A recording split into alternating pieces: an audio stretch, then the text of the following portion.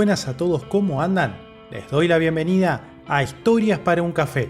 Los años 70 fueron una época de mucha liberación a nivel cultural, a nivel social y a nivel musical. Este último campo tomó mucho protagonismo durante esa década. Los artistas, a través de sus discos y en los escenarios, expresaban sus pensamientos y sus emociones, y la gente veía reflejada su vida y sus experiencias en esas melodías. Hubo un artista en la música folk que entendió perfectamente esto y se convirtió en una absoluta estrella. Hablamos de Joni Mitchell, que en el año 1971 creó una maravilla llamada Blue.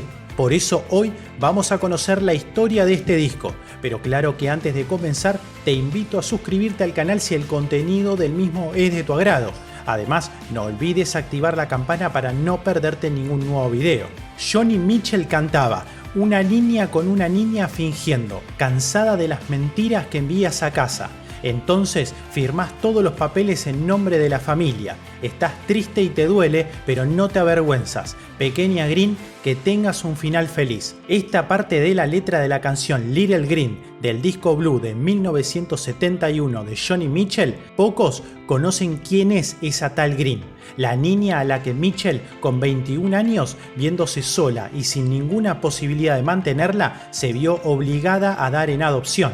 Joni Mitchell, cuyo verdadero nombre es Roberta Joan Anderson, nació en 1943 en Fort Macleod, Canadá, y desde pequeña mostró una inclinación natural hacia las artes. Sin embargo, nunca fue una buena estudiante y a punto estuvo de convertirse en una delincuente juvenil tras abandonar la escuela por un tiempo con tan solo 12 años. Tampoco le convenció años después el futuro que le ofrecería el Alberta College of Arts, y solo encontró su lugar en el mundo cuando comenzó a tocar folk en clubs de Calgary y más tarde de Toronto cuando tenía unos 20 años. Llevaba por entonces una vida bohemia, el sueño de muchos jóvenes estadounidenses durante la década de los 60, aunque esa manera de vivir estaba lejos de ser idílica. Había poco dinero, trabajos pobres, habitaciones ruinosas en pisos compartidos y muchas dificultades, incluso en el panorama musical, porque a pesar de que en el folk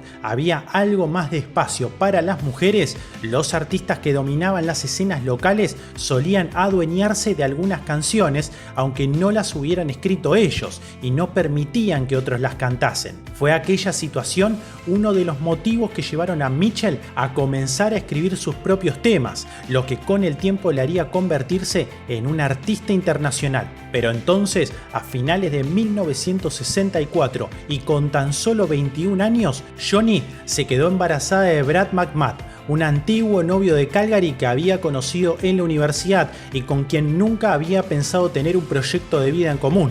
Brad tenía solo un par de años más que ella y no estaba preparado para afrontar la situación y casarse con ella, que era lo que en la sociedad de la época se suponía que debía hacer en esos casos. Un día, Brad se largó a California, donde acabó convirtiéndose en fotógrafo, y desde entonces nunca ha vuelto a encontrarse con Mitchell. Joni dijo: el padre de mi hija me dejó embarazada de 3 meses en una habitación de un piso compartido, sin dinero, con el invierno echándosenos encima y con una chimenea como única fuente de calor, declaró Mitchell en relación al origen de su canción Moon at the Window. Los inquilinos del invierno anterior habían utilizado los barrotes de la barandilla de la escalera como leña. Brad dejó un dibujo de una mujer embarazada sentada en una ventana mirando a la luna creciente y al lado escribió: el ladrón se dejó al marchar la luna en la ventana. En aquella época Joni todavía compaginaba sus estudios de arte con la música. El mayor problema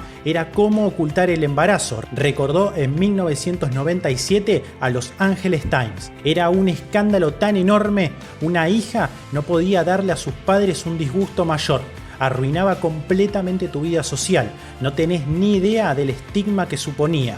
era casi como si hubieras matado a alguien. Abortar tampoco entraba en sus planes, así que Johnny no le quedó más remedio que afrontar la situación completamente sola, sin ayuda del padre de la criatura y sin contárselo a su familia. Decidió tener a la niña por su cuenta y fue así como conoció el duro trato que se les daba en el hospital de Toronto a las madres solteras y sin recursos de la época. Una de las atrocidades que hacían era vendar los pechos de las madres para evitar que les subiera la leche, reveló al mismo medio. Su hija nació en febrero de 1965 y Johnny, que le puso el nombre de Kelly Dale Anderson, salió del hospital completamente desbordada, sin un hogar ni dinero, pero con la intención de quedarse con la niña e intentar salir adelante. Unos días después encontró trabajo cantando en un local de folk de la ciudad llamado Penny Farthing, donde aproximadamente un mes después del nacimiento de Kelly conoció al también cantante Chuck Mitchell, que se quedó prendado de ella y de su talento. Sin pensárselo mucho, el cantante le pidió matrimonio y ella, valorando la posibilidad de tener una familia junto a él y su hija, accedió. Se casaron 36 horas después de conocerse. Tuve que hacerme yo misma el vestido de novia y también los de las damas de honor, porque no teníamos ni un centavo, le contó a la revista Word en 2005. Fue entonces cuando se convirtió en Johnny Mitchell. Quizás no resulte sorprendente que las cosas entre ellos no terminasen de funcionar. Un mes después del enlace se dieron cuenta de que mantener a una niña no encajaba en su estilo de vida y pocos días después Johnny entregó a Kelly Dale a una agencia de adopción con la esperanza de que su nueva familia le ofreciese lo que ella no había podido darle. Le resultó tan traumático que el artista no recuerda nada de aquel momento. El matrimonio con Chuck todavía se alargó un tiempo, pero terminó 2 años después. Había nacido con el deseo de conservar a la niña y dejó de tener sentido una vez que esa posibilidad se fumó. Aquellos años que pasaron juntos fueron un desesperado intento de huida hacia adelante, viajando, tocando por clubs de la zona de Michigan y con Johnny mientras tanto dando forma a su propio material. Este esfuerzo compositivo dio sus frutos poco después del divorcio, en 1968, cuando a través del músico David Crosby, que se había encontrado con ella en un club de Florida, Johnny tuvo la oportunidad de grabar su primer álbum, Song to a Seagull. Este disco acústico que compila todas las canciones que ella compuso durante aquellos años resultó un éxito y le llevó de gira por todo el país. Antes de que pasase un año, publicó su segundo disco, Clouds. Las portadas de ambos son obras suyas, porque Johnny nunca abandonó su pasión por la pintura. Pero este éxito, que llegó después de tantos años tocando en garitos de mala muerte, más que alegría le produjo un sentimiento inesperado que con el tiempo sería la base de su siguiente disco, Blue. Johnny se sintió frustrada ya que muy poco después de dar a su hija en adopción, ganó el suficiente dinero para comprarse una casa, un coche y en definitiva el dinero que le habría permitido mantener a Kelly. La conjugación de esas dos situaciones no me sentó nada bien, así que me retiré durante un tiempo de la música y me sumergí en mí misma. Investigué quién era yo realmente y de esos pensamientos surgió Blue, le contó en el año 2000 a la revista Hot Press. Inspirada en la sinceridad que Bob Dylan le estaba imprimiendo a sus canciones de aquella época, Mitchell decidió abrirse en canal y expresar en el que sería su tercer disco todo lo que tenía dentro, mostrándose ante el público tal cual era, un nivel de exposición altísimo que dio como resultado un álbum mítico, pero que le supuso un altísimo coste emocional.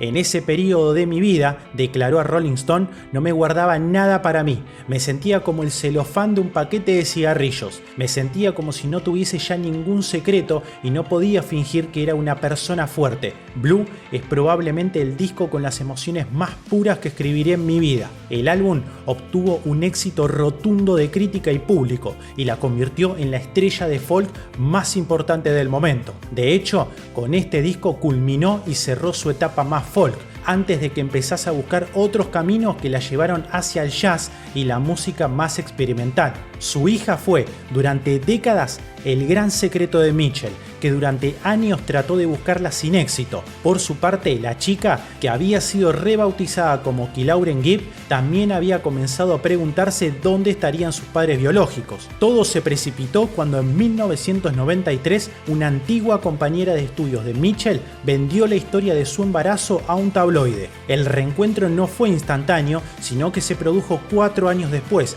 en 1997. Fue un momento muy feliz para ambas y después del encuentro Mitchell declaró, según recogió el periódico escocés The Herald, que había perdido el interés en escribir canciones, como si toda la energía creativa que dio forma a sus mejores temas hubiese estado desde siempre inseparablemente ligada a aquella pérdida ya reparada. Joni Mitchell marcó con su dolor una parte de los años 70 en la música folk y su disco Blue fue puesto en el lugar número 3 de los mejores 500 discos de todos los tiempos según la revista Rolling Stone. Espero que el video te haya permitido conocer más acerca de esta obra de arte. De ser así, me podés regalar un pulgar arriba y suscribirte al canal, que me ayuda mucho. Esto ha sido Historias para un Café y nos veremos pronto. Hasta luego.